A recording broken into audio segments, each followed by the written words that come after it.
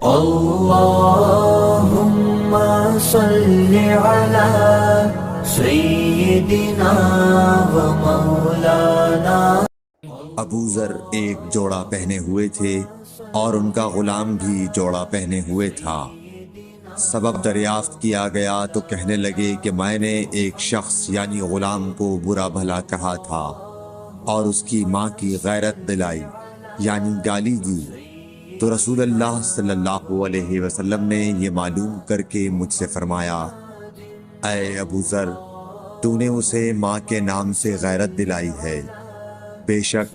تجھ میں ابھی کچھ زمانہ جاہلیت کا اثر باقی ہے۔ یاد رکھو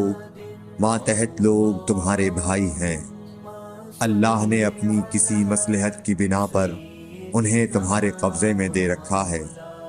تو جس کے ماتحت اس کا کوئی بھائی ہو تو اس کو بھی وہی کھلائے جو آپ کھاتا ہے، اور وہ کپڑا اسے پہنائے جو آپ پہنتا ہے، اور ان کو اتنے کام کی تکلیف نہ دو کہ ان کے لیے مشکل ہو جائے، اور اگر کوئی سخت کام ڈالو تو تم خود بھی ان کی مدد کرو۔ صحیح بخاری حدیث نمبر 31۔